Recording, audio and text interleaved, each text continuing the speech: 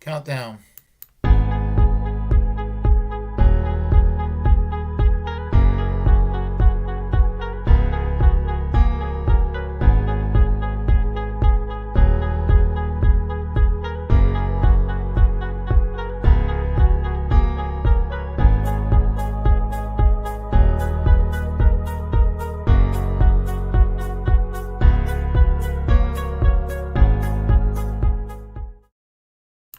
Welcome to another edition of the Willie Bragg Show, where I talk politics all the time. And so let's get started with the 2024 election. We already know that Donald Trump will very likely be in the Republican primaries. Now, how filled up those primaries are going to be remains to be seen.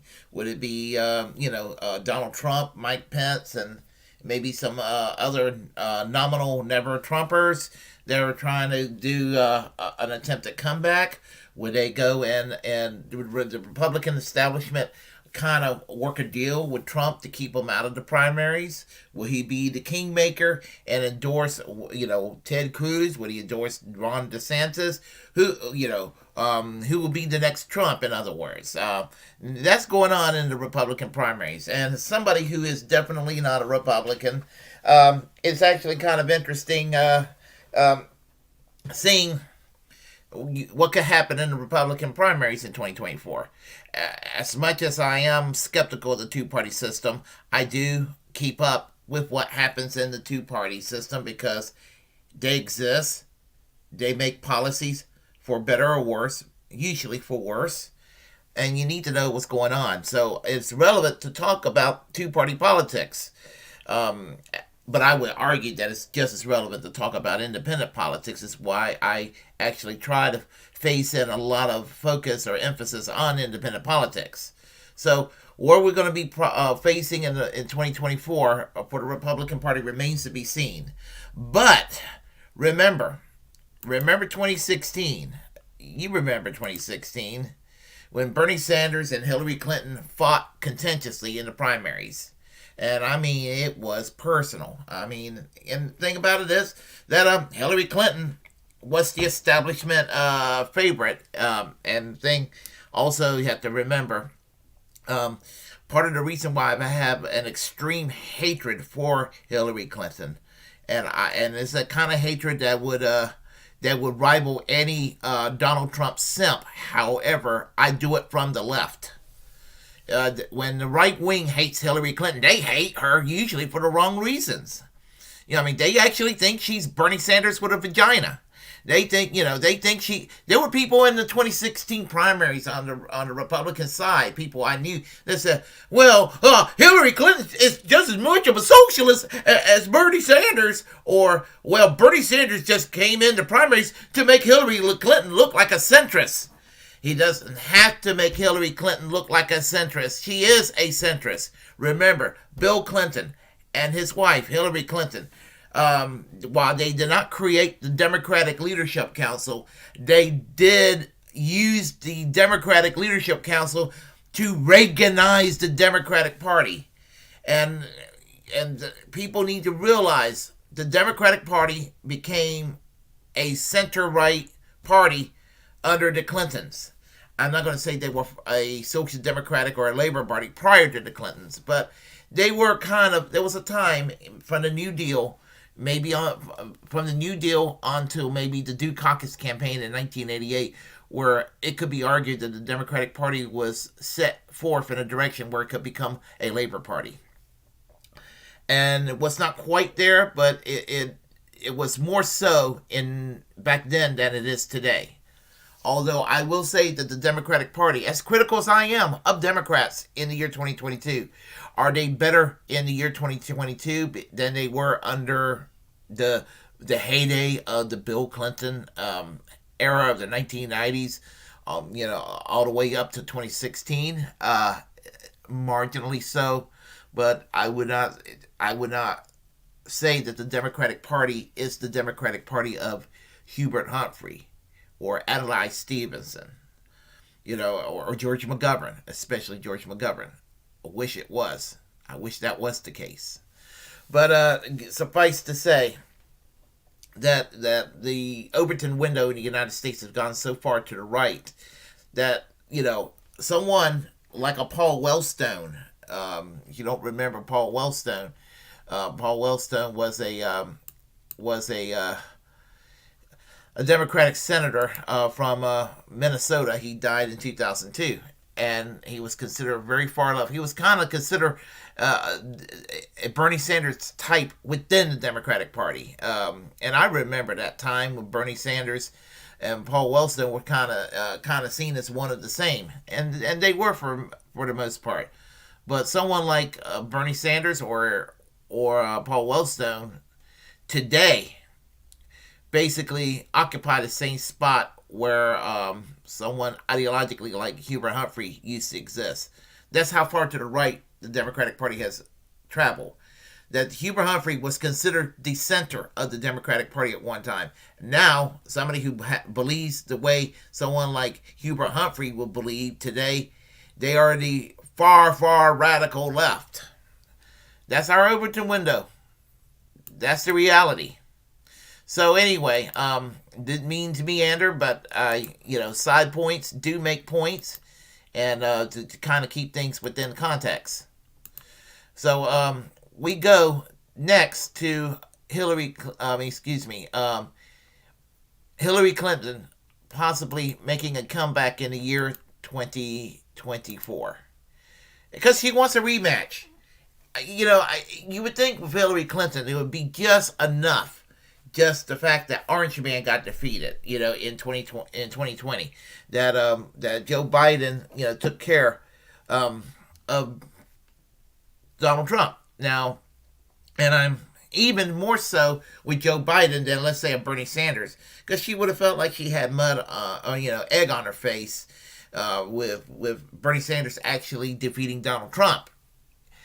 So, she got somebody, there was somebody very much like herself on policy, Joe Biden, and basically saying, basically defeating Donald Trump.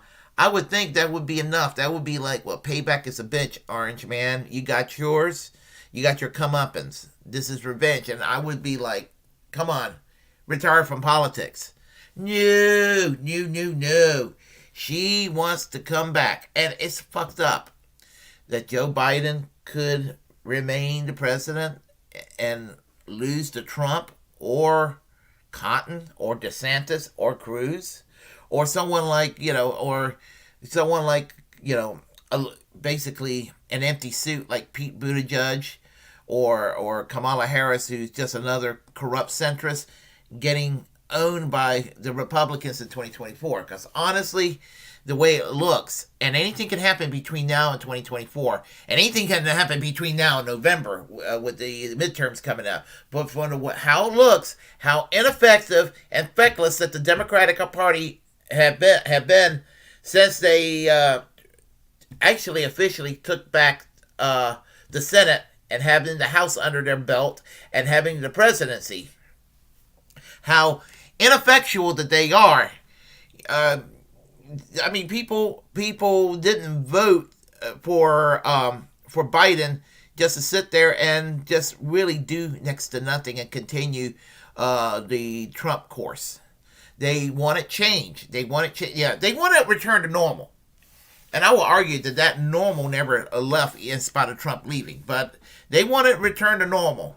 But they didn't want to return to a shitty normal. They wanted a safe person that could get the job done and dot the I's and slash the T's. But they wanted health care. They wanted a Green New Deal. They wanted to get us out of these neocon wars. They wanted some progressive change. They weren't sure how far to go, but you know what? Bernie Sanders won the heart and soul of the people in 2016 and in 2020. But it was a little more sophisticated effort in 2020 when they went and fucked them over a second time. It was so blatant and obvious that Hillary Clinton fucked them over in 2016. It was so blatant. But they were a little bit more clever in 2020. Barack Obama made some phone calls and what looked like an easy ride to the Democratic nomination for Bernie Sanders ended up, I mean, when convincing Amy Klobuchar and Pete Buttigieg and some of the other contenders to drop out, and Elizabeth Warren staying in the primaries in Massachusetts, made it easy for Joe Biden to defeat Bernie Sanders. And Bernie Sanders' empathy, some people say, say cucking and I'm not saying that because I want to go and interview Bernie Sanders one day and talk to him. I don't want him, people to keep me away from Bernie Sanders the way that they kept Kyle Kalinske away from Bernie Sanders on Crystal Kyle and Friends several months ago. But the point that I'm trying to make is that he had the empathy factor, and Joe Biden objectively is less hateful than Hillary Clinton. So hey, they went and he would not sit there and challenge Joe Biden the way he needed to challenge Hillary Clinton. Some people call it being wimpy. I call it empathy. Because as I said, there's a lot to criticize Joe Biden on policies, and he's a whole lot more right wing than he lets on. But he comes across as kind of a sweet grandfatherly figure today, and he comes across objectively as less hateful than Hillary Clinton. But Joe Biden is terrible. He's objectively terrible. Let's go Brandon, but let's go Brandon from the left is my motto. So that's my motto right there. So Hillary Clinton will probably, more than likely, run again in the year 2024. Because she just can't leave us alone. She just can't go the fuck away. So what's likely to happen is that when she runs in 2024, what will she do? She will probably campaign as a more of a makeover candidate, and all of a sudden you're going to hear her sound more progressive. You'll probably hear her advocate Medicare for all and Green New Deal and jobs programs, and you're going to hear these things from Hillary Clinton. My advice is do not fall for this. Do not fall for the lies, which is Hillary Clinton. If she starts to sound like Bernie Sanders and Alexandria Ocasio-Cortez in rhetoric, and I purposely say rhetoric because honestly, all they do these days is just hold water for the Democratic establishment.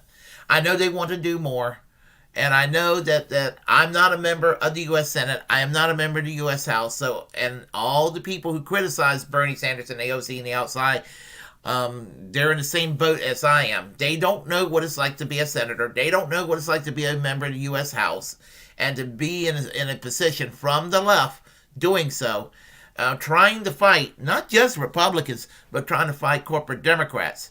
They don't want their committee's assignments taken away from them.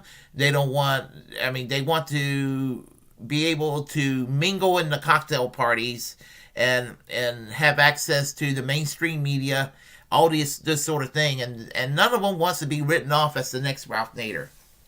But my advice to them is this, to let them know that there's no shame in becoming the next Ralph Nader.